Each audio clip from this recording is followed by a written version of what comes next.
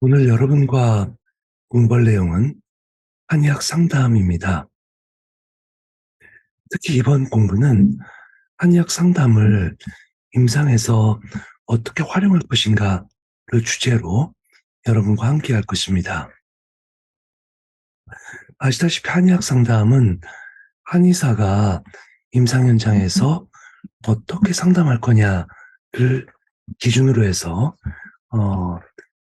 진행을 하는 거고요. 한의사들은 임상에서 그 환자의 증상이나 고통에 대해서 자세하게 묻고 그 고통을 기반으로 해서 치료 계획을 수립하기 때문에 매우 상담이 중요하기도 하고 또 그만큼 많은 상담에 익숙하기 때문에 상담을 잘할 수 있습니다. 오늘 우리가 학습할 것은 한의학 상담 가운데서는 특히 그 명상 그리고 기공을 기반으로 한 상담으로 주로 환자들의 행동, 수정에 관한 내용을 중심으로 상담을 할 겁니다. 상담은 이렇게 이제 어떤 행동 수정이라든가 그런 어떤 목적을 갖고 진행하는 것도 있고 또 다른 측면에서 그러니까 예를 들어서 환자의 어떤 기질, 성격, 체질 같은 것들을 고려해서 상담을 진행하는 경우도 있습니다. 오늘 할 내용은 어, 앞서 말씀드린 것처럼 명상하고 기공을 기반으로 해서 주로 임상 현장에서 환자의 행동 수정 그리고 그런 어떤 어, 방법을 통해서 자신의 어떤 문제를 극복하는 데 도움이 되는 방법으로 진행을 하고자 합니다. 자, 여러분과 함께 화면 공유를 하면서 차근차근 풀어가 보도록 하겠습니다.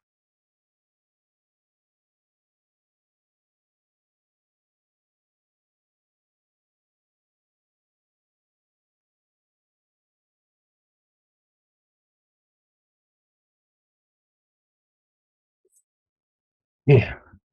어, 여러분과 함께 진행할 내용은 그 특히 자생력 증진을 위한이라는 목적을 갖고 있고요. 그리고 명상 그리고 기공 훈련을 기반으로 해서 그걸 중심으로 해서 이제 그 상담이 구성되어 있다 이렇게 먼저 말씀을 드리죠. 그 한약 상담은 어, 한약 상담이라는 텍스트북을 기본으로 하고요. 즉 한의학 상담 텍스트북에서는 그 환자의 몸과 마음을 잘 이해하는 한의사가 어떤 상담을 진행할 것이냐에 대한 기본적인 어떤 텍스트북이고 오늘의 상담의 오늘 할 내용은 그 가운데에서도 마음챙김이라는 어떤 명상적인 방법과 기공훈련이라는 방법 이걸 가지고 이제 어떤 그 자생력 증진을 위한 어떤 방법들을 제시하고 있다. 이렇게 보시면 될 것 같습니다. 자, 우리가 이제 한의학이 갖고 있는 특성이 뭐냐라고 얘기를 한다면 그 첫 번째는 개인이 갖고 있는 자생력을 통해서 병을 극복하는 것. 이렇게 이제 가장 큰 한의학의 특징이라고 할 수 있죠. 그래서 우리는 자생력이라는 기본 자원을 어떻게 활용할 것이냐 라는 데 이제 초점이 맞춰져 있고요. 더군다나 조금 더 나가서 최종적으로 본다라면 그 자생력을 잘 키우는 것은 최적의 인간을 만드는 겁니다. 그러니까 인간이 지금 현재 상황에서 자신이 가질 수 있는 최적의 사람 상태가 되면 그때 자생력은 극대화돼서 질병을 극복할 수 있는 힘이 생기게 되는 거죠. 그리고 그런 어떤 자생력을 갖고 최적의 인간이 되기 위한 과정에서 우리는 한의학의 방법, 치료 방법에 속하는 조화와 균형, 그리고 순환과 교류라는 것들을 하나의 방법과 기제로 설정하고 있습니다. 조화와 균형은 그야말로 여러분들 아시는 음양을 기반으로 해서 스스로가 어떤 부조화된 것을 잘 조화롭고 균형하게 만드는 것으로, 이 방법은 마음챙김이라는 명상 기반한 프로그램으로 세팅을 해놨습니다. 그리고 또 하나 우리한테 중요한 순환과 교류, 즉 오행의 순환과 교류의 문제는 기공이라는 방법을 통해서 기의 순환과 교류라는 것을 중점적으로 하나의 어떤 프로그램으로 만들었습니다. 그렇게 해서 대략적으로 8번의 어떤 그 시스테마틱한 프로그램으로 만든 것이 바로 자생력 증진을 위한 마음챙김과 기공훈련입니다.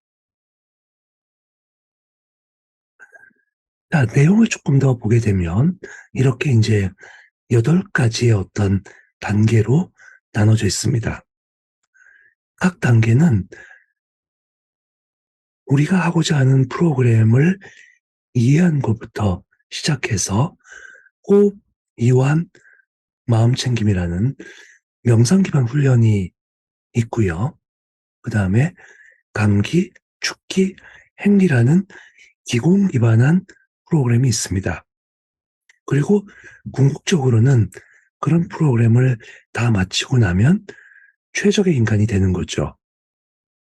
자, 그런 것들을 각각의 주제에 대해서 상담, 교육, 실습이라는 거를 통해서 우리는 학습을 하게 됩니다. 상담이라는 것은 일단 환자와 대화를 나누게 되는 겁니다. 우리는 그 대화를 통해서 주제를 지금 현재 자신의 상태에다가 포커싱을 하게 됩니다.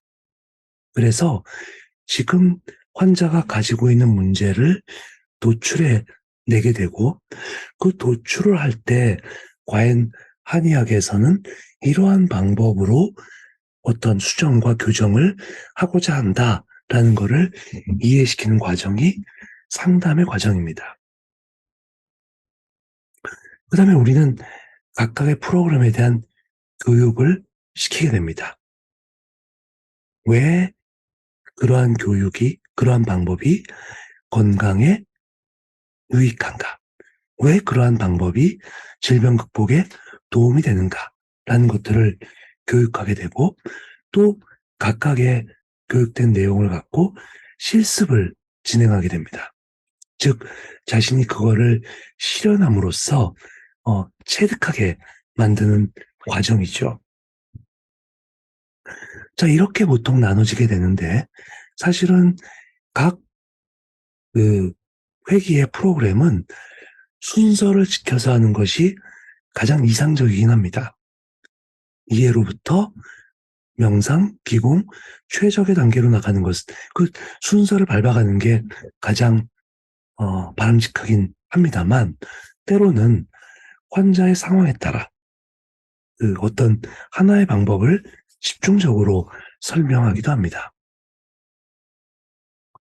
요즘 프로그램에선 대략적으로 한 회기당 대략 1시간에서 1시간 반 정도의 시간을 필요로 합니다. 특히 집단 프로그램을 진행할 경우에는 각각의 어떤 내담자들이 공유할 수 있는 시간이 필요하기 때문에 그만큼의 시간이 요구가 되는 거죠. 하지만 임상 장면에서 환자한테 바로바로 그 활용할 때는 그것이 한 20분 정도로 단축이 됩니다. 왜냐하면 그동안의 어떤 많은 그 진료를 통해서 그 환자는 이미 자신의 문제에 대해서 그 한의사와 충분히 논의를 했고, 그런 논의를 통해서 문제를 추출하거나 상담 주제를 추출하는 것, 그것이 매우 더 빠른 시간에 이루어지기 때문에 직접적인 교육과 실습을 하게 되면 그만큼 빠른 시간 내에 습득을 할 수가 있게 되는 거죠. 그래서 이 프로그램은 8주 프로그램으로 기획이 됐지만 환자의 상황 또 진료실의 환경에 따라서 조금씩 다르게 응용되고 활용될 수 있습니다. 자, 이제부터는 어, 회기별로 각각의 내용을 하나씩 짚어가 보도록 하겠습니다. 자, 첫 번째 회기의 내용은 바로 이해의 과정입니다. 이해 과정은 어, 환자가 자신이 갖고 있는 지금의 상태를 이해하고 우리가 진행하고자 하는 프로그램을 프로그램에 동의하고 적극적으로 참여하기 위한 기초 작업이다라고 생각하시면 됩니다. 실제로 모든 상담을 진행함에 있어서 가장 중요한 것이 우리가 진행하고자 하는 프로그램의 목적, 그리고 그 목적에 환자가 동의하는가, 그리고 환자가 그 프로그램을 수행할 수 있는 상태인가를 확인하는 작업이 매우 중요합니다. 그렇기 때문에 이해 과정은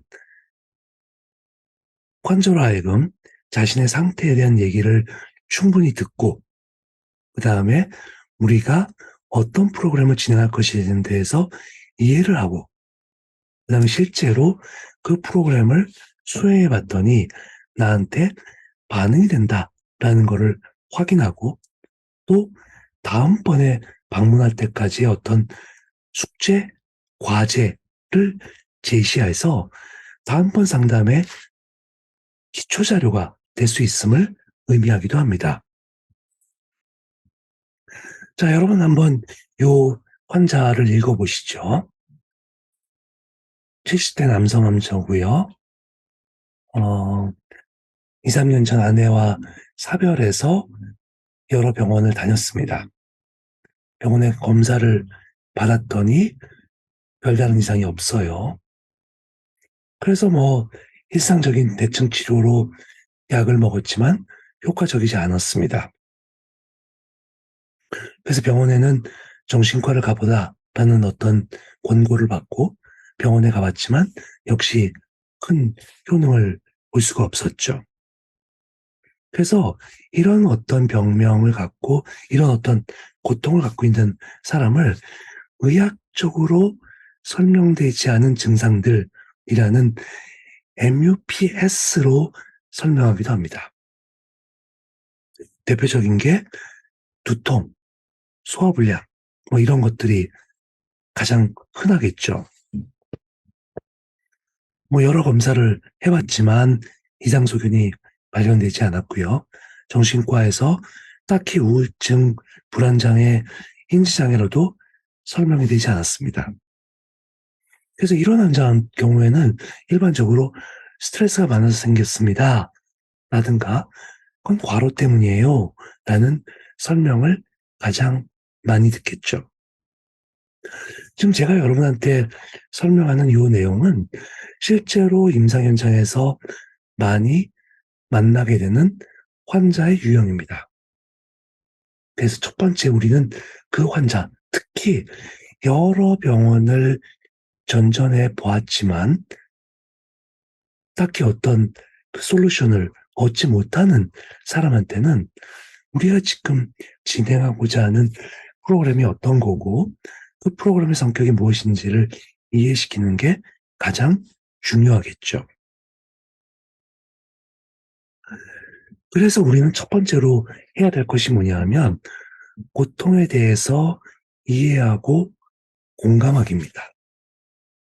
실제로 한의학 임상에서 한의사들은 환자의 고통에 대해서 매우 다양하게 질문을 합니다. 언제, 어디서, 어떤 고통, 무엇 때문에 등등을 계속 물어보게 되고 또 그러한 어떤 결과물을 갖고 우리는 치료에 반영을 하죠. 실제로 환자의 고통에 대해서 이렇게 여러 방면으로 다각도로 물어보는 것은 환자한테는 자신의 고통에 대한 설명을 할 기회가 주어지고 어, 또 의사 입장에서는 환자의 증상을 공감하는 데 무척 큰 도움이 됩니다. 근데 여기서 중요하게 꼭 짚어 넘어가야 될 것이 있습니다.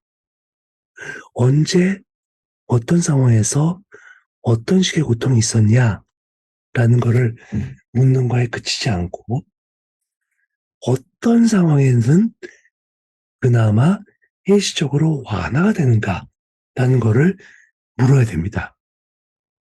실제로 환자는 자신의 고통에 대해서는 많은 진술을 하지만 정작 고통이 좀 편해졌을 때에 대해서는 잘 확인하지 못하는 경우도 있습니다. 그래서 우리는 환자한테 고통을 관찰하는 거에서만 그치지 않고 증상이 완화됐을 때 그리고 그나마 최적의 상태가 어떻을 땐가를 질문을 하게 됩니다. 그리고 그 질문의 결과가 뭐냐라고 하면 고통을 이해하고 또 자생력을 이해하는 겁니다. 즉 어떤 상황일 때는 그나마 내 컨디션이 좋았다라는 것을 확인하는 작업이 반드시 필요한 거죠. 그리고 그때 우리가 환자와 상담을 진행하면서 여기서의 어떤 자생력 회복의 조건을 찾아보는 거죠. 즉 조화와 균형, 순환과 교류라는 것들이 잘 됐을 때 우리는 가장 컨디션이 좋다. 그리고 회복될 수 있다라는 것을 확인하는 작업이 무척 필요합니다. 그래서 첫 번째 상담에서 가장 중요하게 말씀드리고 싶은 거는 고통의 시기를 묻고 대답해서 확인하는 것 굉장히 중요하고 반대로 고통으로 벗어나는 시간과 조건과 뭐 그런 상황이 어떤 건지를 확인하는 것 역시 매우 중요한데 후자는 환자가 쉽게 얘기하기 어렵다는 거예요. 잘 관찰하기 어렵다는 겁니다. 그래서 상담을 진행할 때는 이것을 찾아줘야 됩니다. 탐색하고, 탐구하고. 그래서 환자가, 저 그럴 때도 있군요. 전 그럴 때만큼은 괜찮아요. 라는 말이 나올 수 있도록 도와줘야 됩니다. 자, 우리가 이제 그렇게 환자한테 얘기를 하고, 실제로 이제 같이 한번 교육을 해볼 수도 있죠. 자, 일단 먼저 그냥, 편안하게 호흡을 해보는 거에서 시작을 합니다. 실제로 아마 그 많은 고통을 받고 있는 분들이 호흡 자체가 편안한 것을 찾는 것도 어려울 수도 있어요. 그래서 일단 조금 호흡을 편하게 가다듬고요. 그 다음에 두 번째로는 어디에 불편함이 있는지를 찾아보는 겁니다. 내 몸에 남아있는 긴장 상태를 찾는 거죠. 실제로 발바닥부터 정수리까지 차근차근 통증뿐만 아니라 결리는 것, 뻐근한 것, 뻣뻣한 것, 답답한 것 등등을 찾아보는 겁니다.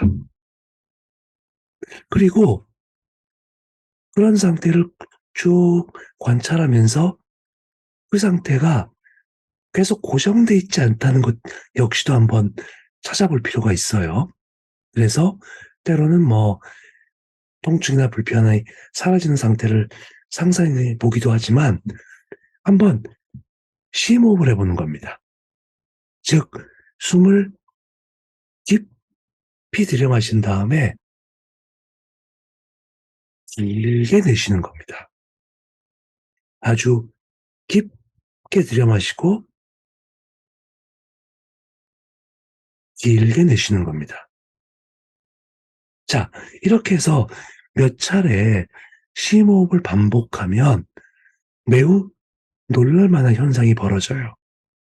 뭐냐 하면 숨을 들여 마실 때 느낌과 내쉴 때 느낌이 차이가 난다는 겁니다. 그 차이라는 건 뭐냐?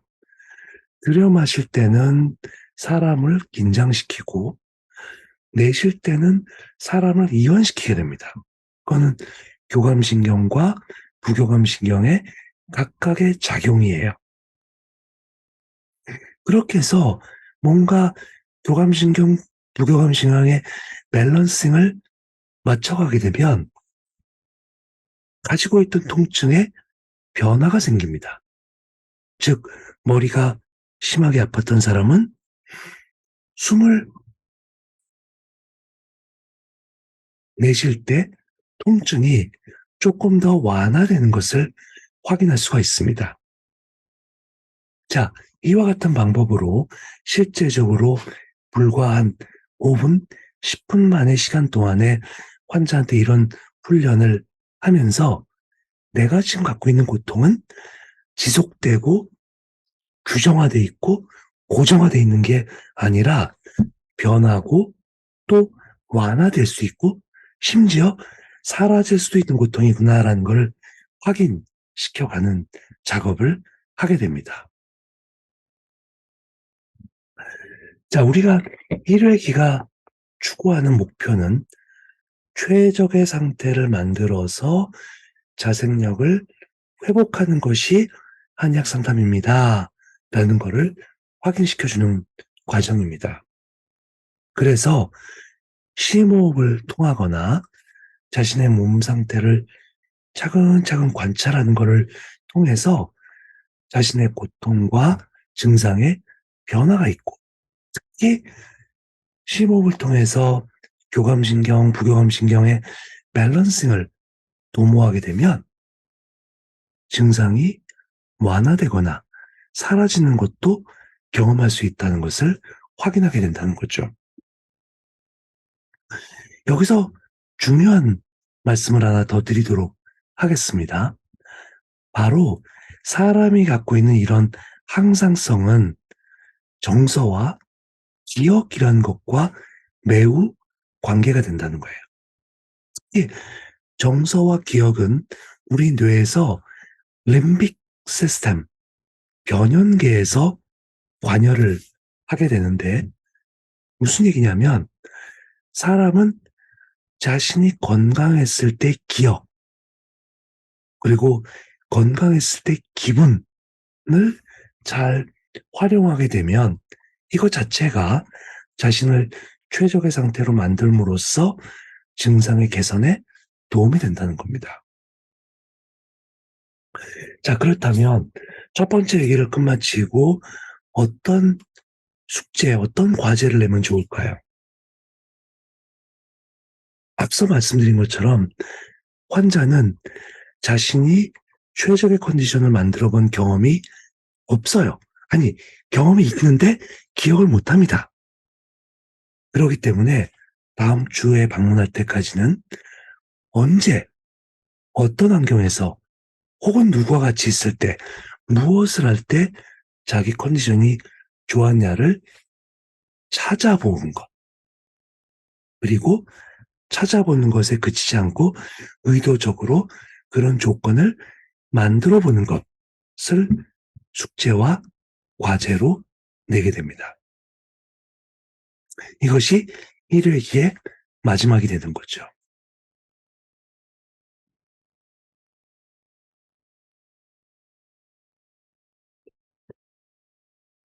자, 우리는 이제 두 번째 2회기로 들어갑니다. 자, 우리 그 20대 여성 환자 공황 발작과 얘기 불안, 지하철을 타다가 공황 발작을 경험한 이후에 지하철 타는 게 어려워지고, 그리고 계속해서 불안이 예측되기 때문에 외출하는 것 자체가 어렵고, 지하철, 버스, 심지어 택시 타는 것까지도 불안하고, 그래서 회사를 다니기 어려운 경우, 실제로 생각보다 대단히 많은 그 퍼센테이지를 갖고 있습니다. 이른바 공황장애라고 진단 내려지는 그룹들이 있죠. 공황장애 환자는 한의학 정신의학에서 볼 때 치료가 비교적 잘 되는 그런 어떤 장애에 속합니다.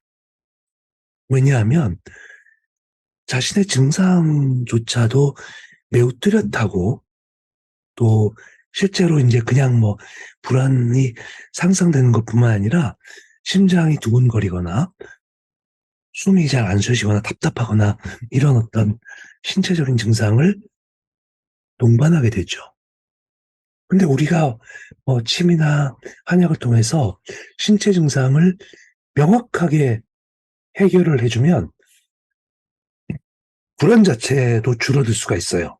그러니까 우리 한의학이 갖고 있는 강점은 그렇게 이제 심신이 동반적으로 힘든 경우에 신체 증상을 개선시킴으로써 정신적인 증상을 완화시키는데 훨씬 더 유리한 측면이 있죠.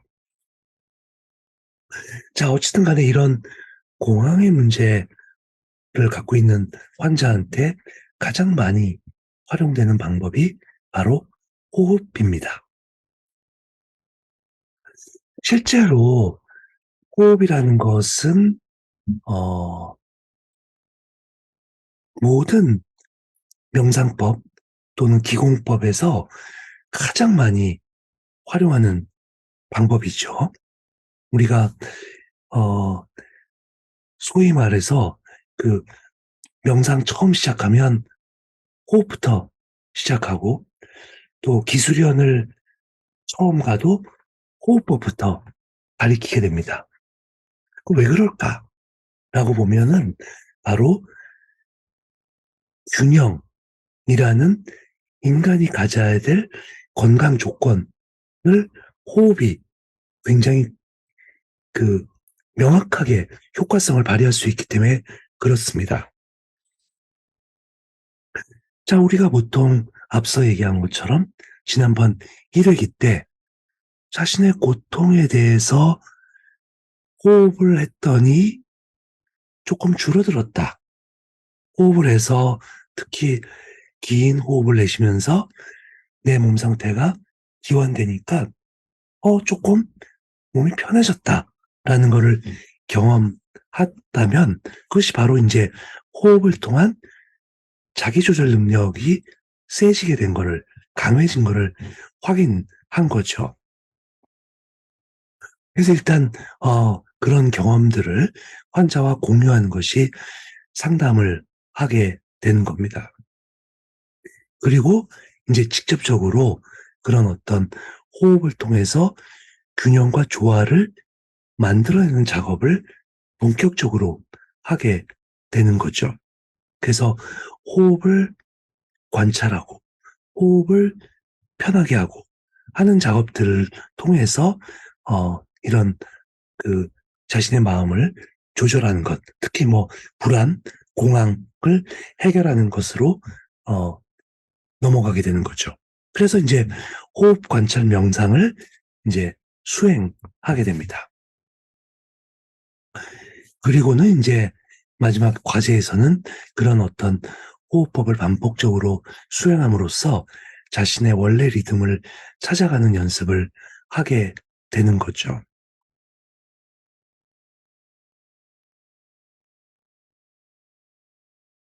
자, 일단 이제 우리가 그 지난번에도 한번 해봤지만 심호흡을 한번 해봅니다.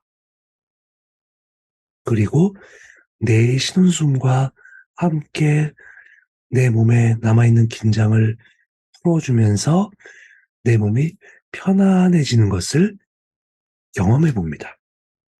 그리고 충분히 편한 상태부터는 그다음에 이제 자연스러운 호흡으로 이어가는 거죠.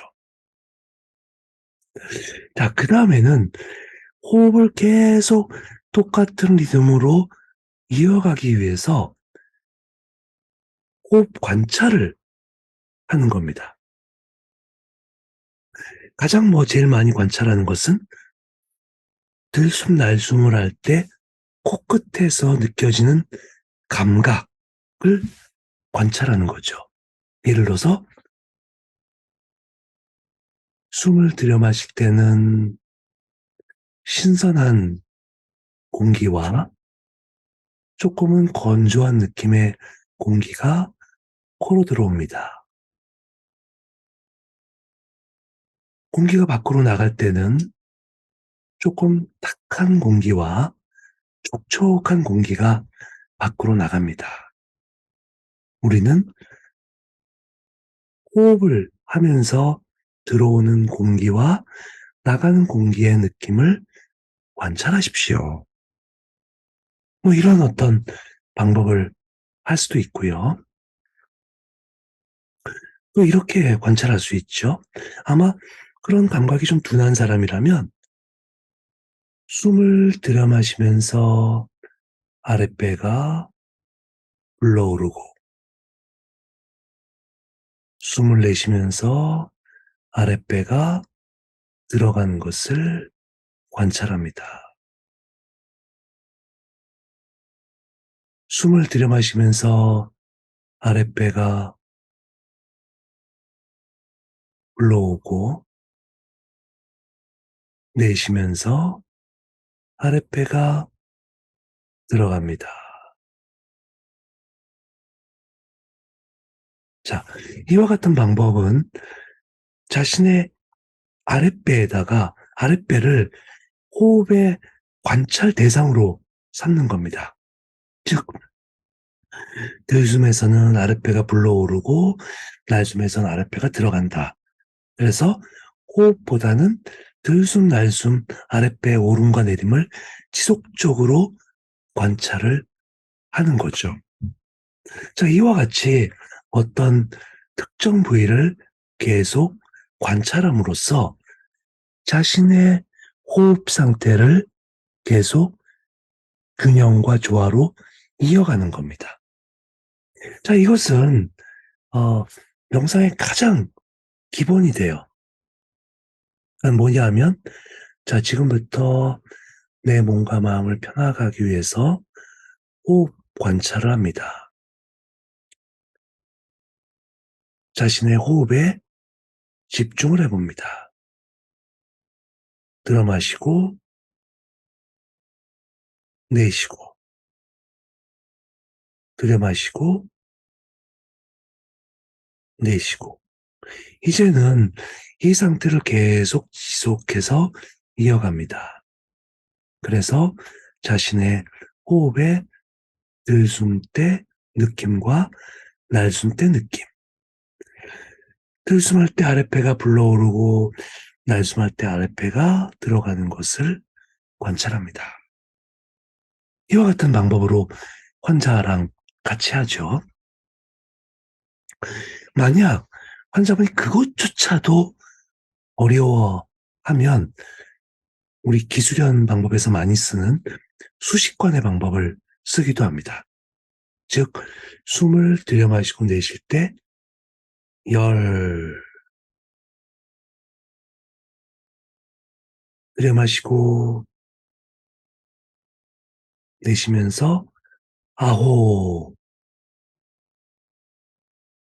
들여 마시고 여덟, 이와 같은 숫자를 계속해서 세면서 오로지 호흡하는 것에 머무르는 연습을 하는 게 우리가 말하는 두 번째 그 명상 기반 호흡법입니다. 자, 앞서 말씀드린 것처럼 호흡을 통해 몸과 마음의 균형과 조화를 만들어서 고유의 리듬을 회복해 본다라는 게 이제 두 번째 시간의 중요한 그 미션이고요. 결국은 여러분들이 보는 것처럼 근육의 리듬, 뇌의 리듬, 심장의 리듬이 각각이 다 있는데 이 호흡의 리듬을 통해서 다른 리듬을 평정시킬 수가 있다는 겁니다.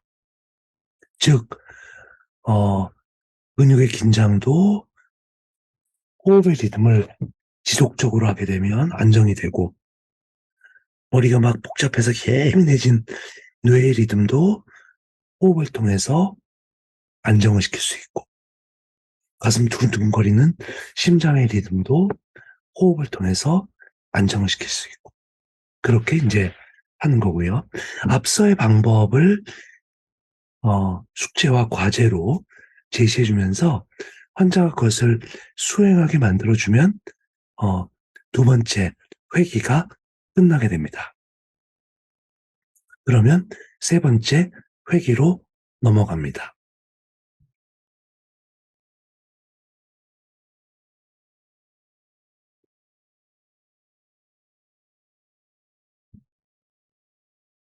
세 번째 회기의 주제는 이완입니다. 40대 남성 환자, 또 승진을 해서 새로운 부서에 이동했는데 책임이 커지고 스트레스가 높아졌어요. 스트레스가 많아지면서 자존심도 상하고 위축도 되기도 합니다. 그리고 과도한 긴장으로 집에 들어오는데 긴장 상태에 집에 들어오면 쉬지를 못해요. 잠도 잘 안 와요. 그렇게 잠을 못 자게 되면 일과에도 더 집중도도 떨어지고 심지어는 이제 필요한 어떤 수면 유도제를 처방받기도 하죠. 그렇게 이제 과긴장 상태에서 우리가 어떤 방법으로 풀어갈 것인가라는 것들로 3회기가 준비가 돼 있습니다. 그래서 흔한 말로 여러분들 뭐 과로와 일 많이 하고 막 노동을 많이 하면 집에 가서 팍 뻗어서 잠을 잘 것 같지만 근육이 긴장된 상태에서는 잠을 자기가 어려워요. 그래서 뭐 간혹가다 우리가 뭐 자기 위해서 뜨거운 물로 뭐 샤워를 하거나 또 따뜻한 우유를 마시거나 하는 목적은 긴장 상태에서 벗어나서 이완을 함으로써 문제를 해결하기 위해서 그렇게 하는 거죠. 그래서 3회기 때의 주제는 이완입니다.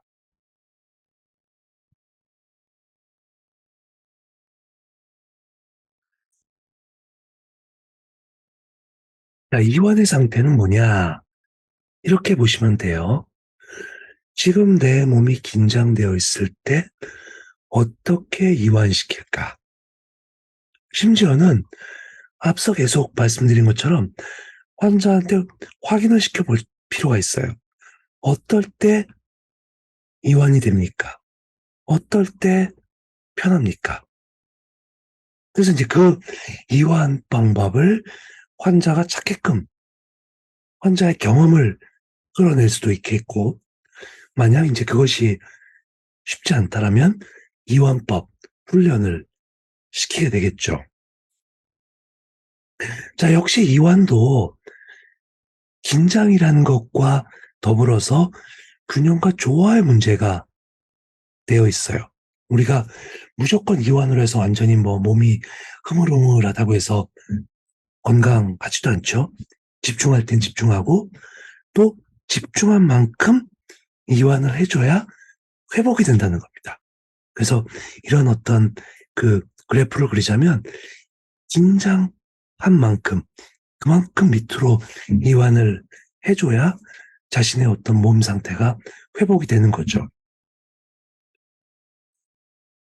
자, 우리 여러분들은 어떨 때 이완 경험이 있나요? 한번 여러분들 머릿속에 이런 생각을 해보십시오. 어, 한 6살, 7살짜리 꼬마가 밖에서 막 뛰어놀다가 집에 딱 들어와서 현관 앞에서 팩 쓰러집니다. 그래서 그 아이를 막 들어가지고 소파에다 탁 눕혔어요. 그때 그 아이의 상태가 뭐냐를 한번 관찰해 보면 일단 그 아이가 무거워요. 무겁죠? 되게 그리고 손발이 따뜻합니다. 그리고 아주 숨은 싹싹 쉬고 있죠. 그리고 또 중요한 것은 이마에 식은땀이 쫙 흐르더니 이마가 서늘해집니다. 그리고 아랫배는 따뜻해지는 거죠. 자, 요 방법이 실현될 수 있다라고 하면 이, 이, 이 방법을 훈련하는 게 우리가 뭐 잘 알고 있는 자율훈련법이에요. 뭐 독일어로 아우토겐, 뭐 오토제닉 트레이닝 이런 게 이제 자율훈련법이죠. 그래서 그렇게 만드는 것은 우리가 조금 더 쉽게 얘기하자면 일종의 쪽잠이에요, 쪽잠. 여러분들이 뭐 지하철을 타고 가다가 한 두 정거장, 세 정거장 정도 이렇게 깜빡 졸다 깨어나면, 예, 딱 깨고 나면 몸이 갑자기 환해지죠. 머리도 아주 맑아지고. 이게 뭐냐 하면 그 이완을 통해서 급속 회복을 하는 것을 말합니다. 그래서 이완법을 통한 자율신경계 균형 회복이 명상법에서 흔하게 쓰고 있는 이완법 그리고 바디스캔입니다. 이 방법을 통해서 충분한 이완과 휴식을 경험시키는 게 우리가 지금 하고 있는 세 번째 세션의 가장 중요한 주제가 되는 거죠. 자, 이게 이제 우리 명상에서 하는 그 바디 스캔이라는 겁니다. 제가 이제 명상학교에서 그 교육을 시키고 또 뭐 저도 이런 교육을 받았지만, 어, 바디 스캔이라는 거는 이제 신체의 각 부위를 아주 촘촘히 나눠서 스캔을 하는 방법이에요. 예를 들어서 이런 거죠. 왼쪽 발바닥에 생각을 집중합니다. 왼쪽 발바닥에 어떤 느낌이 있는가요? 따뜻한가요? 시원한가요? 혹시 짜릿짜릿한 느낌은 있지 않나요? 왼쪽 발바닥의 감각에 집중하십시오. 자, 이제 부위를 옮겨서 왼쪽 종아리로 옮겨갑니다. 왼쪽 종아리에 있는 신체 감각에 집중해 보십시오. 감각이 어떤지를 살펴봅니다. 이제 이런 식으로 해서 왼쪽 발바닥, 종아리, 무릎, 허벅지, 엉덩이, 오른쪽 발바닥, 뭐 종아리, 무릎, 허벅지, 그다음에 이제 위로 올라가서 허리, 등, 배, 가슴, 어깨, 뭐 쭉 이렇게 나가죠. 이 바디 스캔 트레이닝은 정규적 프로그램이 대략적으로 한 45분 정도의 시간을 갖고 이제 스캔을 하게 되는데 그 명상 수행하는 사람들의 한 90%가 왼쪽 다리만 스캔하는 줄 알아요. 왜냐하면 왼쪽 다리를 스캔하다가 아까 말한 90%가 잠이 들어버리기 때문에 그래요. 그래서 다른 데는 스캔한 기억이 안 나요. 가끔 가다가 저는 머리도 스캔했어요. 왼쪽 다리와 머리를 스캔했어요. 이런 사람들은 대부분 다 이제 머리 스캔할 때쯤 됐을 때 옆에 사람이 코를 고는 바람에 잠깐 깼던 그런 사람이 이제 그렇게 이제 파티셜하게 그, 그 기억을 하기도 하죠. 자, 여기서 우리가 굉장히 주목할 점이 있죠. 뭘 주목해야 되냐면 자기 몸을 하나하나 관찰을 하는 과정이 이완법이라는 거예요. 자신의 몸에 대해서 어떤가, 아픈가, 가려운가, 열이 나는가, 이런 어떤 거를 한 부위 한 부위 관찰하다 보면 그 자체가 이완의 효과를 갖게 된다는 겁니다. 그리고 나서 충분히 머리끝까지 다 이완을 하고 나면, 어, 우리 바디스캔에서는 이런 멘트를 하기도 해요. 하늘로부터 기운이 정수리로 들어와서 자신의 몸을 잘 흘러서 발바닥을 통해서 밖으로 나갑니다. 숨을 들여 마시면서 정수리로 기운이 들어와서 몸을 전체적으로 다 돈 다음에 발바닥으로 나갑니다. 이와 같은 멘트가 있어요. 이게 왜 가능하냐라고 하면 바디 스캔을 통해서 충분한 이완을 경험하게 되면 몸에서의 감각이 굉장히 발달을 해요. 그래서 앞서 말한 대로 그런 어떤 기운을 느끼는 거나 자신의 몸에서의 순한 그런 느낌을 잘 활용할 수가 있는 거죠. 그래서 혹시 뭐 기수련을 하는 입장에서 보면 우리가 말하는 그 주천공 있죠? 소주천, 내주천 할 때 이완이라는 자신의 몸 상태를 만들어서 주천을 하게 되면 훨씬 더 쉽게 느낄 수가 있는 거죠. 자, 우리의 세 번째 시간의 목표는 충분한 이완을 통해 에너지가 충전되어 탈진에서 벗어나는 것을 확인하는 것이다. 라는 겁니다. 앞서 말씀드린 것처럼 이완을 하고 나서 자신의 몸이 바로 회복되는 것을 확인하는 것과 같습니다. 그래서 3회기를 끝마치는 시점에서 숙제나 과제는 자신한테 충분한 이완을 경험하게 하고 그 이완을 통해서 고통을 없애는 것, 그리고 이완을 통해서 수면을 잘 취하게 하는 것, 이것을 연습을 시키게 하는 거죠. 그래서 이완법을 잘 익힌 사람들은 불면증에 대해서는 별로 걱정을 안 해요. 아까 말한 바디 스캔을 한 5분 정도만 해서 왼쪽 다리만 그, 관찰을 해도 금방 그 회복이 되는 거를 확인할 수가 있습니다. 자, 요거까지가 3회기였습니다.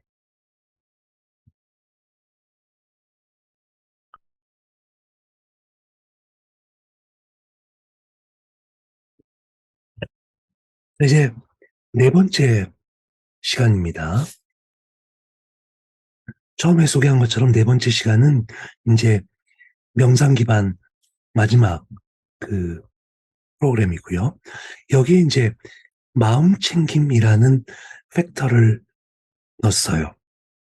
실제로 여러분들 뭐 명상이라는 그 메디테이션이라는 말보다 마음챙김, 마인드풀리스라는 말이 실제로 더 많이 활용되는 경우가 있습니다.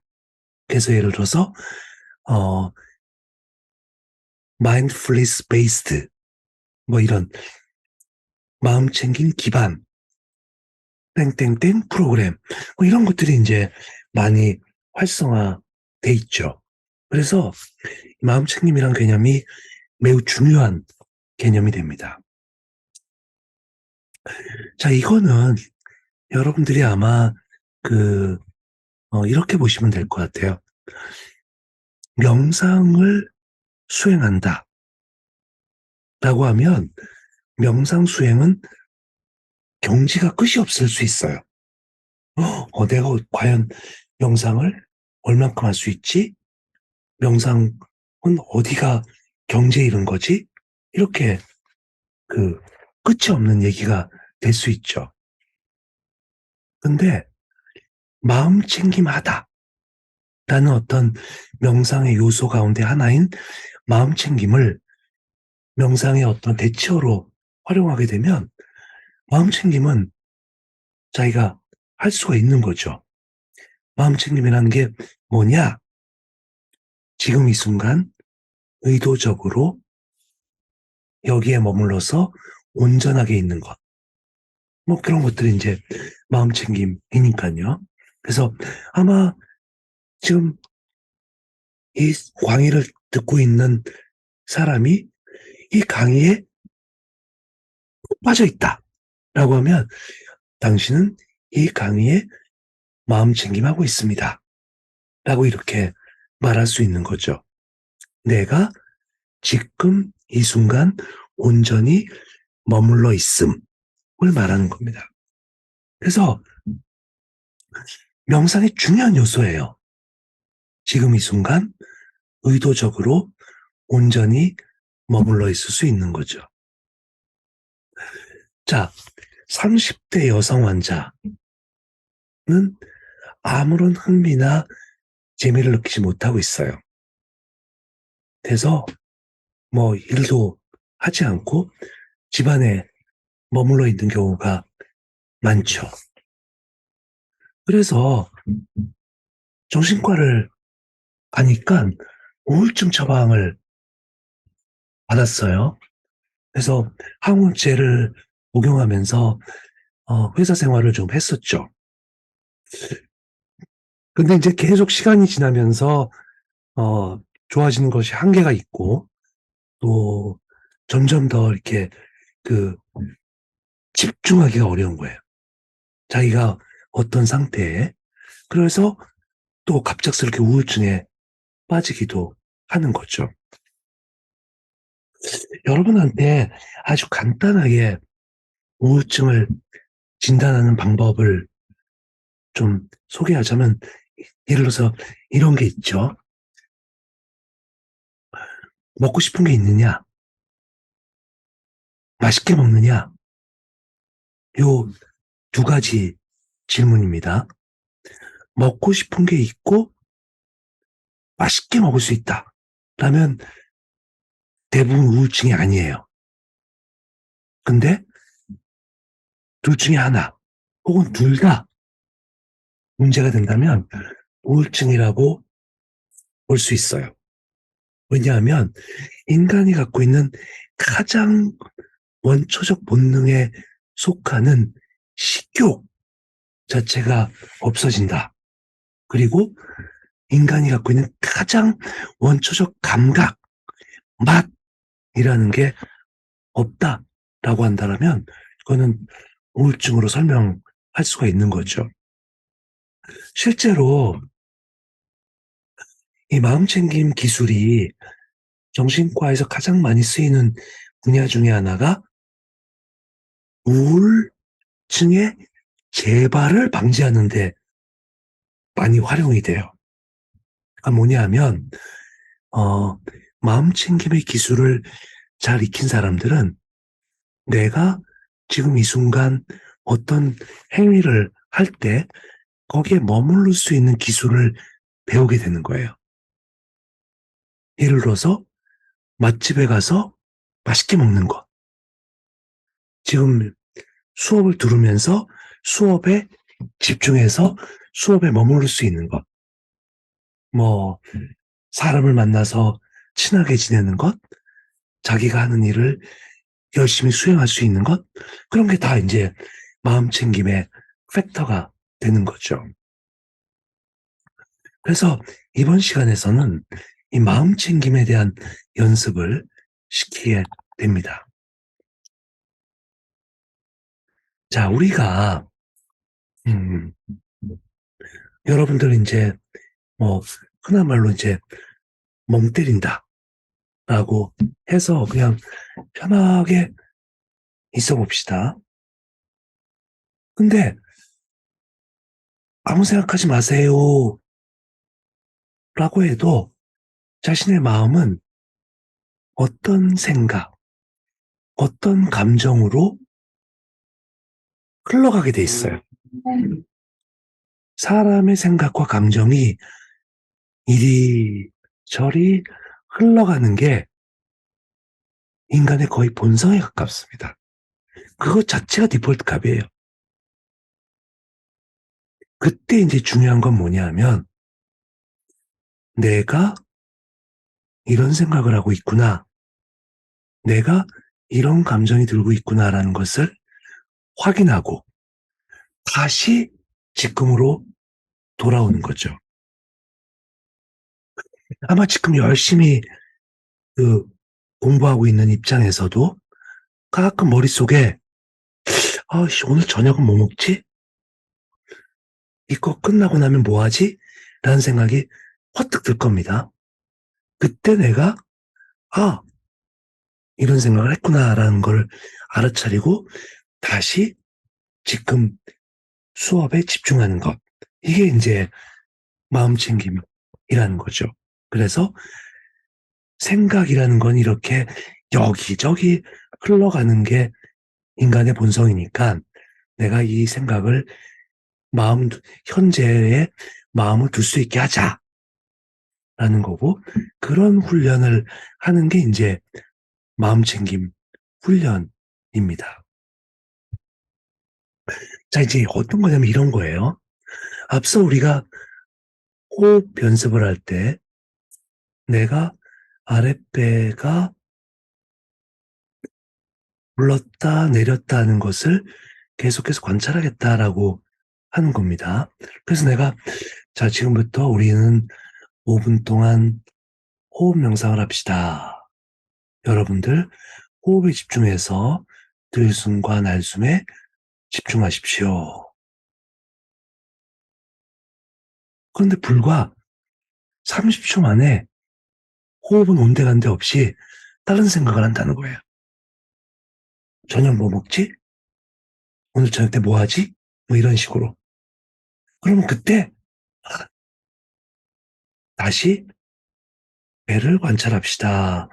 그리고 다시 들어마시면서 아랫배가 오르고 내쉬면서 아랫배가 들어가고 이렇게 돌아오는 게 알아차림과 마음챙김이 되는 거예요.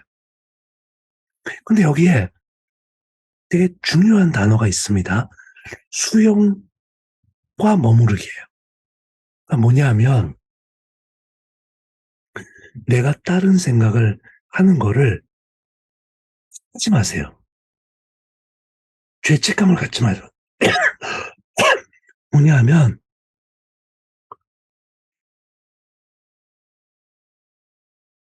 다른 생각을 하는 거는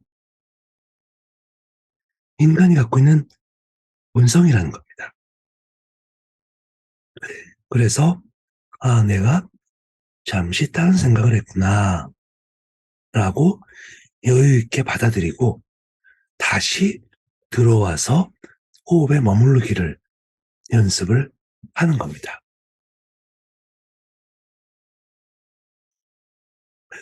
자, 이제 우리가 어, 마음챙김 명상을 이렇게 연습을 하는 거죠. 자, 지금부터 명상을 하겠습니다. 눈을 감으시고요. 뭐 호흡에 집중을 합니다. 숨을 들여 마시고 내쉬고 하면서 내 아랫배가 오르고 내리는 것을 관찰합니다.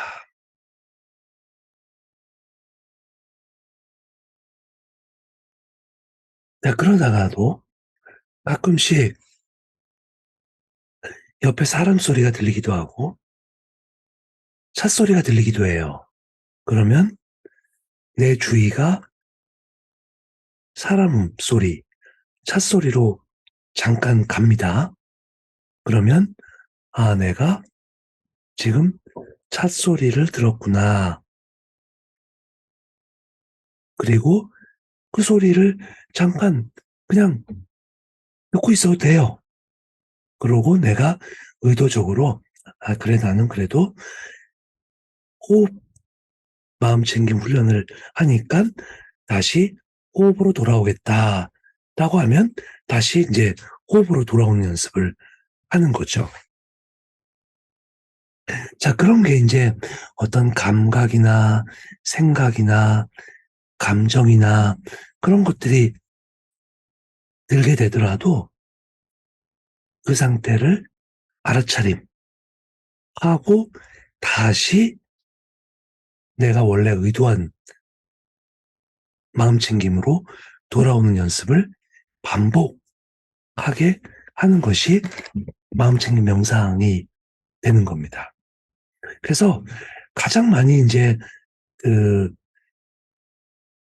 손쉽게 할 수 있는 방법이 앞서 말한 대로 아랫배가 오르락내리락 하는 거를 관찰하는 거를 '나는 마음챙김의 대상으로 삼겠어.'라고 하고 관찰하는 것들, 뭐 그런 게 인제 그 대표적인 거고요.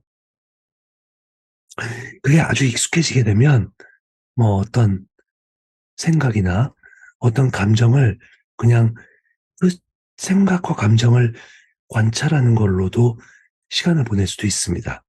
이제 그건 쪼끔 이제 쉽진 않지만 어쨌든 그런 방법을 쓰고요. 그다음에 인제 여러분들이 어 이런 수업을 들을 때도 '나는 지금 이 수업 시간만큼은 내가 수업을 수업하는 거에 수업하는 거에 머물러 있겠다.'라고 인제 스타트를 끊고 중간에 뭐 잡생각이 나면 확인하고 다시 돌아오고 확인하고 다시 돌아오는 걸 반복하는 것도 마음챙김 명상 연습이 될 수가 있는 거죠.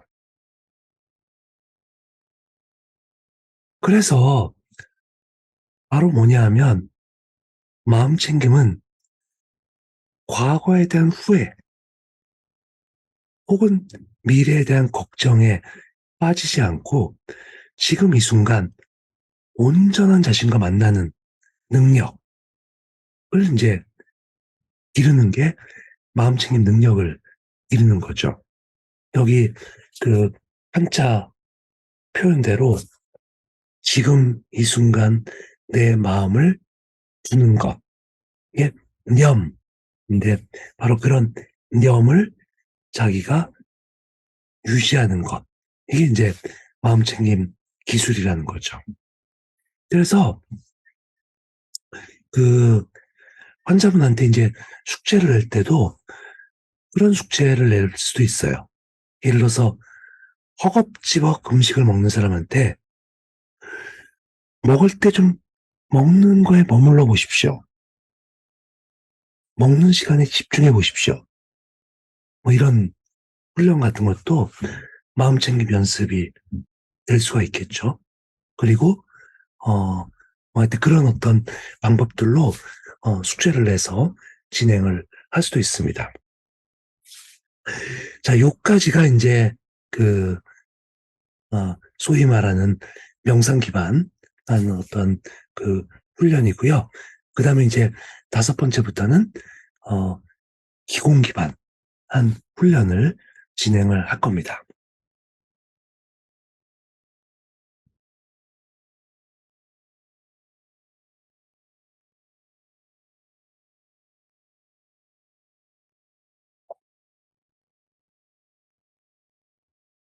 앞서 여러분한테 이제 얘기를 한 것처럼 명상이라는 것을 우리가 훈련할 때 명상을 훈련한다라고 이제 하기보다는 호흡법, 이완법, 그리고 마음챙김 이렇게 이제 하게 되면 그 단계를 경험하면서 명상의 수준이 조금씩 한 스텝 한 스텝 올라가는 겁니다. 여러분 명상을 배우려면 1 년, 5 년, 10년 이렇게 걸리는 것이 아니라 그냥 20 분씩 호흡, 20 분씩 이완, 20 분씩 마음챙김 을 매일 차곡차곡 쌓아 놓으면 스스로 명상에 대한 그 수행을 할 수 있고 또 명상의 전문가가 될 수도 있습니다. 자, 그러면 "기공은 어떻게 할 거냐?"라는 거를 설명을 드리겠는데, 자, 여러분들 머릿속에 '기공은 어려운 거야. 과연 기공을 해서 내가 수련을 할 수 있을까? 기공을 해서 뭔가 얻을 수 있을까?'라고 생각한다면 명상만큼이나 접근하기 어려운 게 기공이겠죠. 근데 기공도 방법을 짜게 놓고 한 단계, 한 단계, 한 단계를 넘어가면 우리는 그 스텝에 맞는 기의 어떤 수련을 할 수가 있습니다. 지금 여러분한테 설명하고 있는 이 프로그램은 어 감기, 축기, 행기라는 어떤 방법으로 어 기수련의 방법을 나눠 놨어요.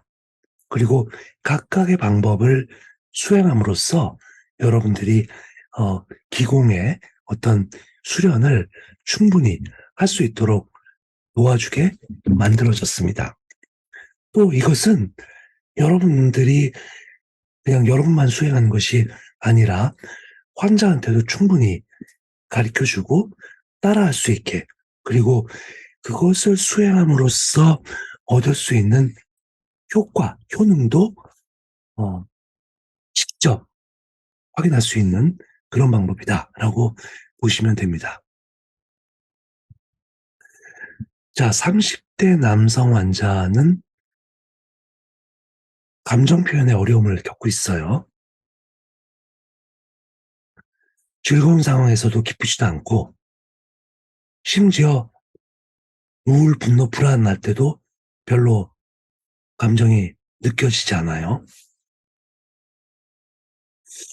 그래서 사실은 사소한 거에는 되게 많이 싸우지만 심각한 상황에서는 되려 싸우지도 않고 또 아니면 우울하거나 불안하지도 않고 그냥 그런 것이 이렇게 해서 그냥 넘어 마치 그냥 무관심한 사람처럼 넘어가게 되는 거죠. 자, 어쨌든 이 사람들도 자신의 감정이 제대로 표현되지 않고 조금 뭔가 둔한 느낌이 들곤 있지만, 그런 반면에 자신의 몸이 조금 불편한 느낌이 든다면 괜시리 걱정은 더 쌓이게 되는 거죠. 그래서 심지어 이 감정 표현 불능증을 우울증의 다음 단계다라고 설명하기도 합니다. 그만큼 매우 위협적인 병이 되기도 하죠. 자, 앞서 인제 우리가 바디 스캔에서도 설명을 했고, 자신의 신체 감각을 관찰하고 확인하고 알아차림하는 것은 매우 소중한 경험이고, 더군다나 그런 감각 알아차림을 통해서 이완의 효과, 그리고 마음챙김의 효과를 얻을 수 있다고 말씀을 드렸습니다. 즉 어떤 자신의 몸의 감각을 확인하고 느끼는 작업 자체는 굉장히 소중한 작업이에요. 자, 그러면 여러분들 그 예전에 기술연을 할 때 한번 생각을 해 보십시오. 우리가 그 태극권을 할 때 스타트가 요렇게 이제 시작을 하죠. 자신의 오른손은 위에 있고 왼손은 아래에 있으면서 어떤 감각을 느끼는 것으로부터 동작이 시작이 됩니다. 그리고 역시 그 기술연을 하는 많은 그 여러 동작 중에 양손을 모아서 기를 느끼는 작업이 굉장히 많이 활용되고 있는 방법이죠. 근데 여기서 굉장히 중요한 것은 요 느낌이라는 그 자체가 한의학에서 말하는 기의 현상이라는 거죠. 자, 앞서 말한 것처럼 명상이 무엇냐라는 것에 대한 답을 얻기는 어렵지만 마음챙김이 뭐다라는 거는 정의를 할 수가 있어요. 기가 뭐냐라는 거는 뭐 대답하기가 좀 어렵다 치더라도 기를 느끼는 작업은 가능하다는 거예요. 이게 현상학적 관찰인 거죠. 그래서 우리는 이 기를 느끼는 작업을 1차적으로 기본 기반한 훈련에서 활용을 하게 됩니다. 제가 이제 이 훈련을 뭐 한의사분들, 한의과 대학생, 또 일반인들, 환자, 뭐 여러 각계각층의 사람들한테 많이 해봤는데 기감을 제일 잘 느끼는 사람이 누굴까요? 한의사가 제일 잘 느낄까요? 한의과 대학생이 잘 느낄까요? 일반인이 잘 느낄까요? 환자가 잘 느낄까요? 실제로 기감을 제일 잘 느끼는 사람은 네 번째 환자입니다. 왜냐하면 그 사람들은 자신이 힘들 때와 좋을 때 편차를 잘 확인할 수 있기 때문에 기가 잘 느껴지는 이 순간이 그 사람들한테는 굉장히 마음이 편안하고 몸이 조금 회복되는 단계에서 확인할 수 있는 어떤 그 평온한 상태이기 때문에 고통이 심할수록 의도적으로 기감을 느끼게 하면은 더 잘 느끼게 되는 거죠. 물론 뭐 지금 현재 고통 자체가 너무 심해서 뭐 거기서 헤어나지 못하는 경우에는 기감을 확인하기 어렵겠지만 뭐 아픈데 내 마음을 좀 달래볼까 라고 할 때 기감은 굉장히 잘 느낄 수 있습니다. 야, 그래서 이제 이런 것들을 그 훈련을 시키게 되는 거죠. 앞서 말한 것처럼 호흡, 이완을 통해서 이완법을 통한 결과물로 양 손바닥이 따뜻해집니다. 그래서 이 따뜻한 상태를 서로 마주하게 해서 오른손의 따뜻한 기운을 마치 왼손으로 보내고 왼손의 따뜻한 기운을 마치 오른손으로 보내면서 이 양 손바닥 사이의 감각을 확인하는 작업을 갖는 겁니다. 이게 바로 기감의 확인 작업이에요. 그리고 숨을 들여 마시고 내쉬고, 들여 마시고 내쉬고 하면서, 그리고 손을 상하 좌우로 움직이면서 이 감각은 훨씬 더 탄탄하고 더 명확하게 느껴질 수가 있는 거죠. 그래서 우리는 이 기감을 확인하는 작업을 하게 됩니다. 근데 여기서 무척 흥미로운 사실은, 내가 기감을 느끼는 것에 다른 생각을 하게 되면 감이 싹 사라져요. 자신의 양 손바닥 사이에서 느꼈던 기감이 내가 다른 생각을 하는 순간 사라집니다. 결국은 명상과 연관해서 본다라면 이 기감이, 기를 느끼는 작업, 기가 마음 챙김의 대상이 되는 거죠.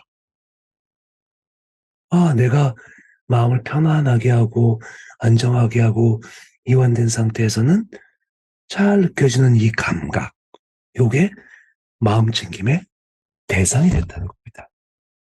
그래서 거꾸로 얘기하면 내가 명상을 잘하고 있네 라는 거를 이 기감 확인하는 것으로 통해서도 확인할 수가 있다는 겁니다. 그리고 충분하게 기감을 잘 활용하면 때에 따라서는 자기의 아픈 부위에 터치를 하기도 하고요. 또 단전 위에 가볍게 포개서 따뜻한 기운을 단전에 보내기도 합니다.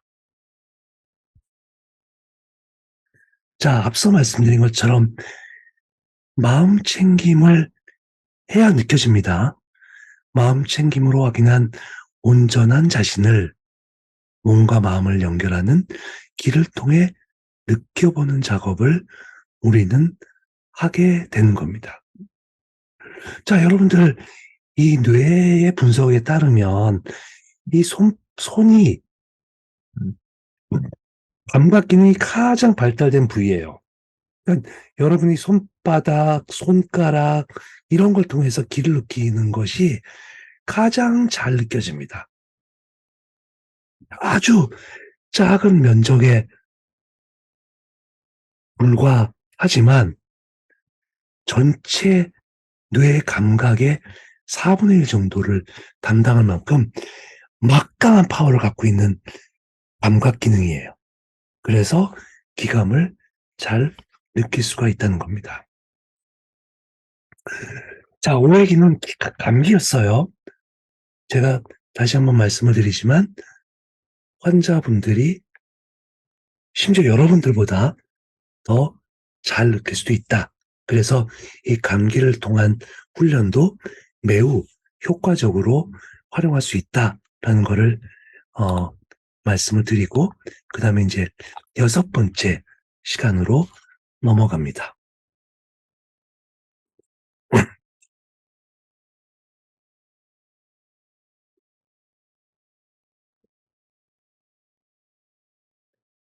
자, 6번째 시간은 어, 숙기예요. 이를 축적하는 겁니다. 자, 20대 여성 환자가 하루 종일 피곤해요.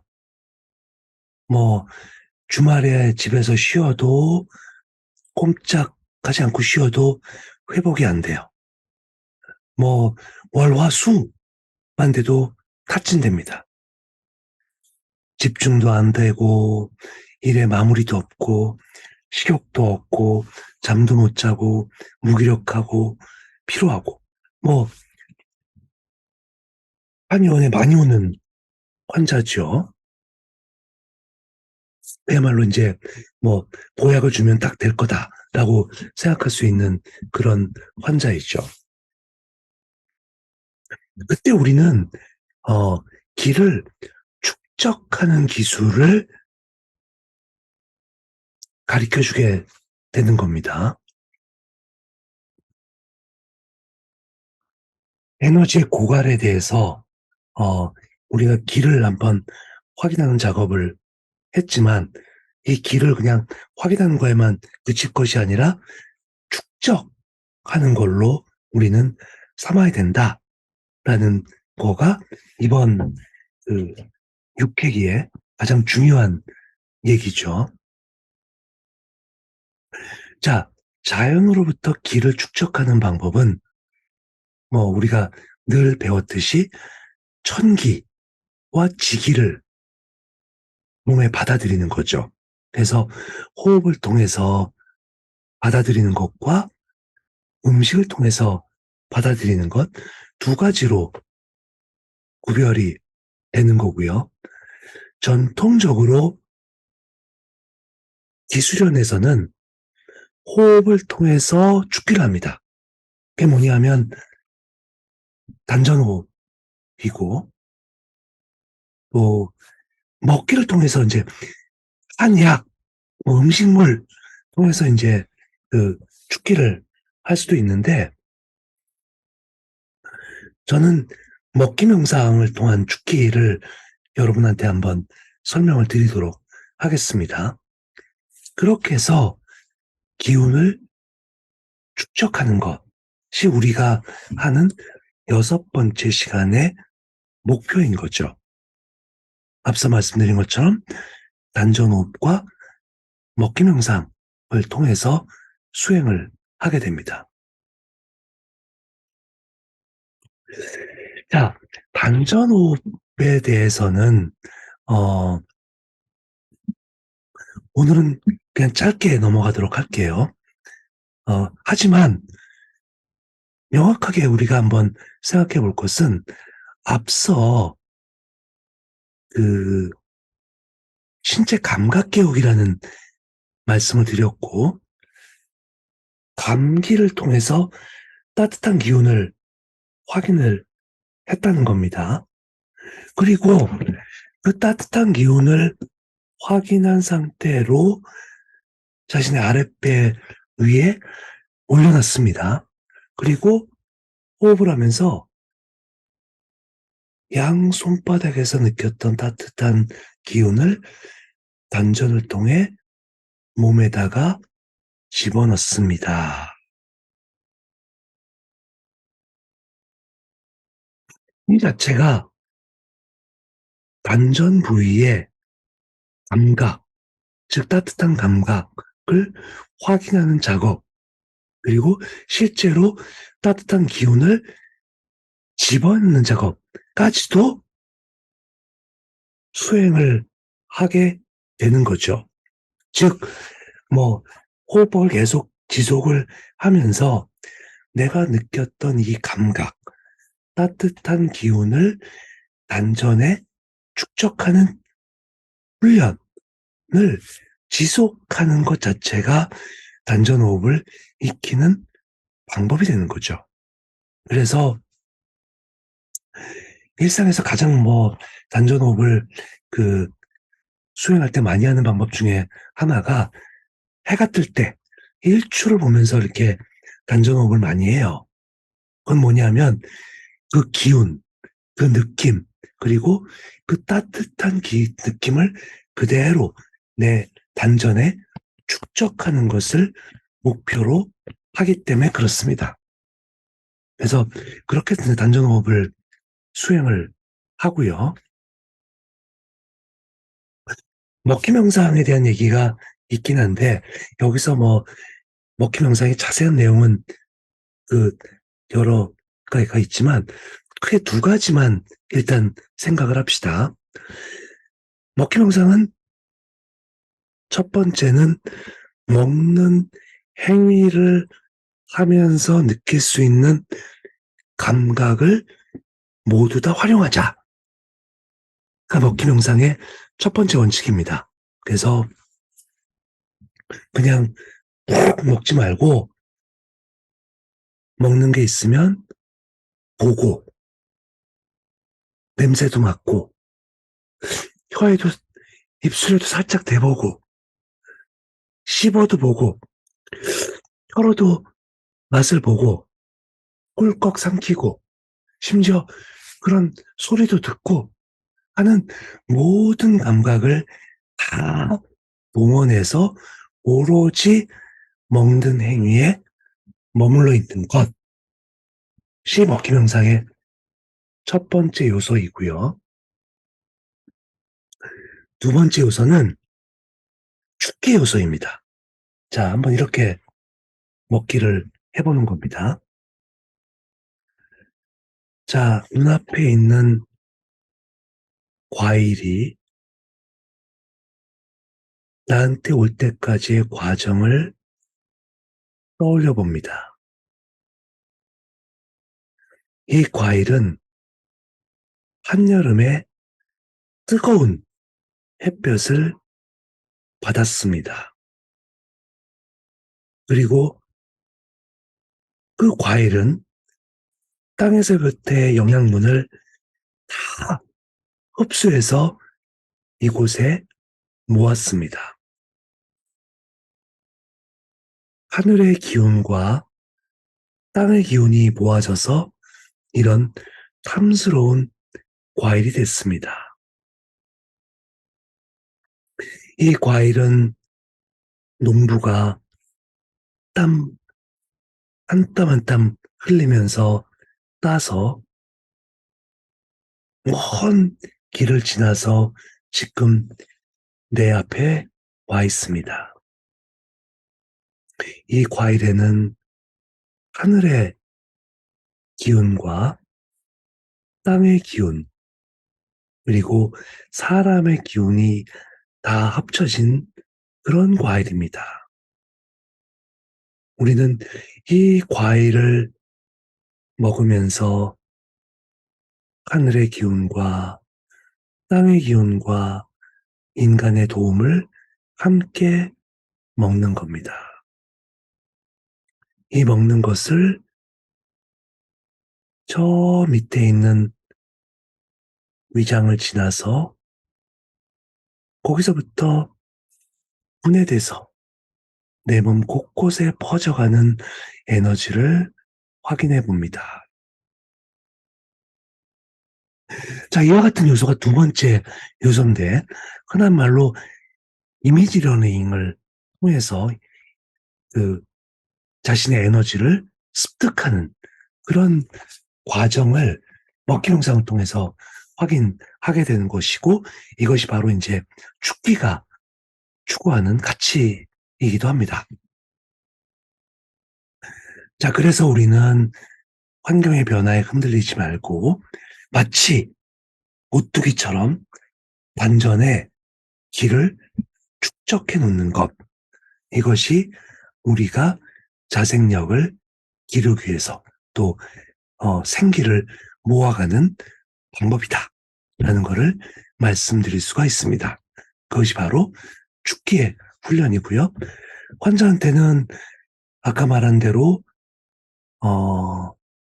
그 단전호흡을, 그러니까 감기하면서 느껴졌던 따뜻한 감각을 느끼는 걸로 단전호흡을 연습시키고, 그 다음에 그 먹기 명상 가운데 이미지너리를 통해서 축기를 하는 걸로 교육을 하게 됩니다.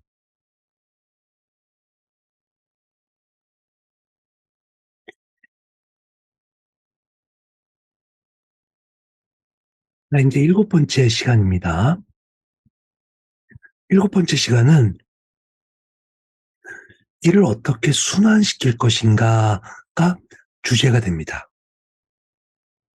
자, 우리가 보통 말하는 노인성 우울증, 70대 남성 환자는 열심히 일했던 대기업 임원이었는데 퇴직을 하고 나서 수술을 받았어요. 그러고 나서 활동량이 줄고 그동안 열심히 했던 등산도 못하게 되고 다리에 힘도 빠지고 대화할 사람도 줄고 이러면서 이제 점점 더 힘들게 되는 거죠. 실제로 앞서 우울증에서 먹기가 중요한 것만큼 그만큼 중요한 게 뭐냐면 활동이에요. 움직여야 된다는 거죠. 사람은 기본적으로 동물이기 때문에 움직이는 것을 통해서 에너지가 확립이 됩니다. 그래서 이런 어떤 행기 작업이라는 게 굉장히 중요한 작업이 되는 거죠. 자, 그렇다면 행기라는 게 뭐냐라고 하면 순환이라는 건 여러분들이 쉽게 이해할 수 있겠죠. 그러니까 내 몸의 기운을 음식을 먹었다라고 하더라도 손끝 발끝까지 다 전달해줘야 그게 이제 자기게 되기 때문에 순환이라는 거는 매우 중요한 거죠. 또 하나는 그 순환의 문제보다 또 다른 각도에서 중요한 게 뭐냐면 소통, 교류라는 겁니다. 즉, 내가 에너지를 얻는 거는 앞서 얘기한 것처럼 자연의 기운, 천기, 지기, 뭐 이런 거를 얻는 작업이기 때문에 우리는 자연과의 교류라는 것들도 매우 중요한 방법으로 제시가 되는 거죠. 그래서 우리가 흔한 말로 동작을 통해서 기를 모으고 또 활용하고 하는 것들로 할 수 있는 어떤 기술연법. 우리가 뭐 가장 일반적으로 많이 설명드리는 것 중에 하나는 뭐 태극권 같은 어떤 수행법들이 이제 그런 행기의 대표적인 방법이겠고요. 명상의 입장에서 보면은 걷기 명상이 이제 응용해서 행기의 방법을 응용할 수가 있게 되는 거죠. 그래서 행기를 원활하게 하기 위해서 참장, 조기, 행공 이런 방법들을 쓰기도 하고 걷기 명상을 활용하기도 한다라는 거를 말씀드릴 수가 있습니다. 자, 행기의 수련을 보게 되면 아마 그 거의 이제 요 동작이 이제 그 태국권 시작할 때 동작이라고 거의 보시면 될 것 같은데 태국권은 이렇게 이제 기를 활용해서 요 그 감기, 기를 느끼는 작업이 굉장히 중요하고 그다음에 이제 기를 느끼는 거에 그치지 않고 기를 밖으로 보내거나 또 이렇게 순환시키거나 뭐 교류하거나 그런 어떤 작업들로 어 기술연이 계속 이어지게 되는 거죠. 그렇다면 어 우리가 뭐 소위 말하는 뭐 그 태극권을 다 배워야 행기를 마스터할 수 있다. 그렇게 보지는 않습니다. 최소한도 참장, 그다음에 기를 잘 이렇게 느끼는 작업, 기를 순환하는 작업, 요 정도만 잘 활용하셔도 되는 거고요. 앞서 말한 것처럼 그 전에 이 기를 느끼는 작업이 그만큼 중요하게 됩니다. 실제로 기를 잘 느끼는 작업을 하게 되면 그 다음 동작들은 꽤 쉽게 수행을 할 수 있고요. 환자 입장에서 보면 자기의 고통받는 부위에 그 세라피틱 터치를 할 수 있는 걸 제공하기 때문에 이 행기가 갖고 있는 파워가 자기 치료, 자기 치유의 어떤 입장에서 매우 중요한 그 방법으로 활용될 수가 있는 거죠. 그 다음에 이제 그 걷기 명상인데, 어, 걷기 명상도 아마 기회가 되면 좀 차근차근 설명을 해드려야겠지만, 일단 그냥 좀 짧게 순서적으로 말씀을 드리면, 내가 걸을 곳에 간다. 그리고 그때 바닥에 두 다리를 굳건하게 지탱하면서 다리의 발바닥의 감각, 느낀다. 마음챙김한다. 라는 거죠. 발바닥의 감각을 마음챙김하는 것은, 접지, 우리로 따지면 지기를 느끼는 접지. 근데 이거를, 최근까지는 뭐, 그라운딩이라는 말로 쓰기도 하고, 또 아주 요새는 아주 팬시한 용어로 얼싱이라는 말을 쓰기도 해요. 지구라는 얼스에 ing를 붙여가지고 얼싱. 그래서 이제 그 아까 말한 참장공 자세를 통해서 발바닥의 감각을 갖고 지면과 만나서 지기를 느끼는 작업. 거기서부터 이제 시작을 하고요.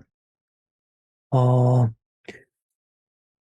그 다음에 이제 우리가 가장 좋은 거는 효과적인 것은 맨발로 걷는 작업을 할 수도 있겠지만 어쨌든 걸으면서 계속해서 발바닥의 감각을 확인하는 작업이 무척 중요한 겁니다. 그래서 그 작업을 이제 발바닥을 통해서 계속 확인하는 과정을 겪고요. 그 다음에 발의 동작 하나하나를 또 관찰, 마음챙김 하면서 걷기도 합니다. 그렇게 해서 가급적이면 천천히 그러면서 발바닥과 걷기의 동작에서 느껴지는 어떤 감각을 다 알아차림하면서 걷는다라는 게 이제 걷기 명상의 가장 그 베이직한 단계고요. 그것을 조금 더 이제 그 잘 걷다 보면 그다음부터는 어 시작할 때 어떤 질문, 일종의 화두를 탁 떠올린 다음에 답이 얻어질 때까지 계속해서 걷는 거라든가 아니면 걷다가 자기의 감각적으로 그 느껴지는 감각이 있으면 거기서 멈춰서 명상을 한다든가 뭐 하여튼 그런 작업으로 이어지기도 합니다. 자, 어쨌든 간에 자신의 고통과 불편함을 해결하기 위해서 어, 느끼고 모아놓은 길을 적극적으로 활용하고 심지어 자기 치유를 경험해보는 작업을 행기를 통해서 하게 되는 거죠. 앞서 말씀드린 테라피틱 터치가 이제 그런 거에 해당되는 겁니다.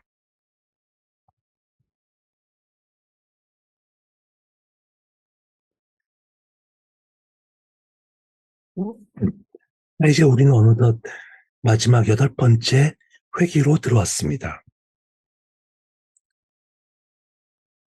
8번째 회기는 최적의 상태를 한번 우리가 느껴보는 것을 말합니다.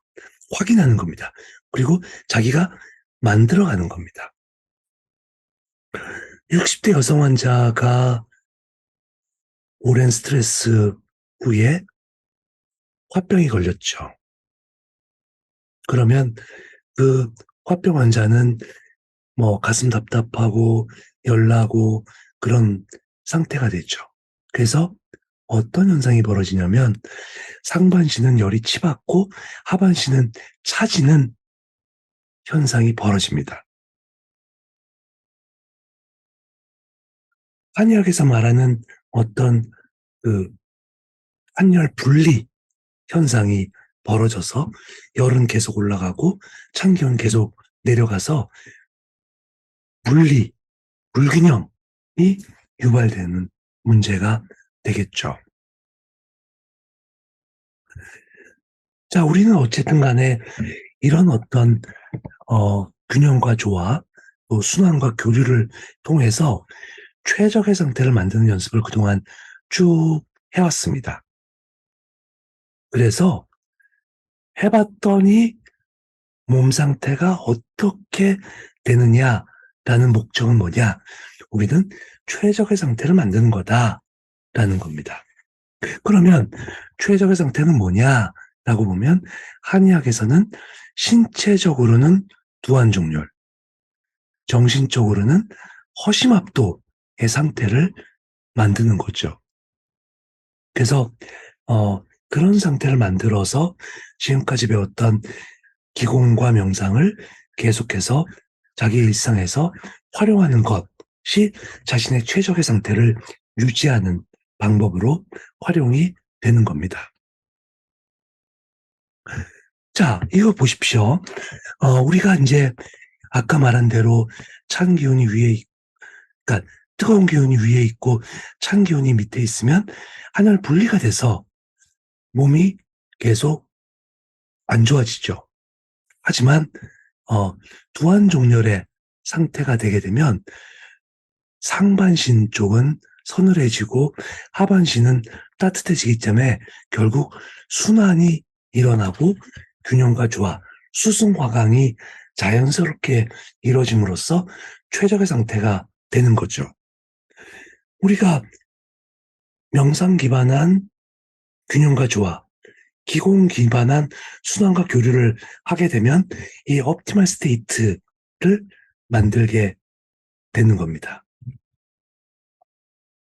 또 하나 중요한 것은 이제 허심압도라는 동의보감의 문구인데 정신적으로 가장 안정된 상태, 최적의 상태가 무엇이냐라고 하면 허심의 상태가 되는 거예요. 그러니까 마음을 비운 상태가 되는 거죠. 그러고 마음을 비운 상태가 되면 여기 말한 대로 principle, 그러니까 자기가 가야 될 바에 부합하게 된다는 겁니다. 그 얘기는 뭐냐면 내가 괴롭고 힘들고 힘들 때 마음을 비우고 명상과 기수련을 한 상태에서 있으면 내가 어떤 길을 걸으면 좋을 것이다라는 답을 얻을 수 있다는 겁니다. 그게 바로 허심압도가 지향하는 목표가 되는 거죠. 그래서 우리는 최적의 상태를 만들어서 좌생력을 통해서 질병을 극복하고 건강을 유지하는 것을 한의학 상담의 최종 목표로 삼고 있다라고 여러분한테 말씀드릴 수 있을 것 같고 그것이 저희 8회기 전체의 내용입니다. 자, 이제 강의를 마치면서 앞서 말씀드린 것처럼 이 8회기는 단계별로 스텝 바이 스텝으로 하는 것을 가장 권할 수 있지만 그렇게 안 되더라도 한 회기만 갖고도 상담의 장면에서 활용할 수 있습니다. 표준적으로는 1시간, 1시간 반 정도의 시간이 걸린다 치더라도 단회기로 뭐 20분 정도의 시간만이라도 활용한다면 환자의 교육, 또 환자의 실습, 그리고 그런 걸 통해서 질병을 극복하고 건강을 회복하는 데 기여할 수가 있습니다. 지금까지 설명한 것들은 워크숍 형태로 자생력 증진을 위한 마음챙김과 기공 훈련이었고요. 거기에 대한 조금 더 그 찬찬한 지식의 내용은 한의학 상담이라는 책을 참고하시면 됩니다. 예, 여기서 마치도록 하겠습니다.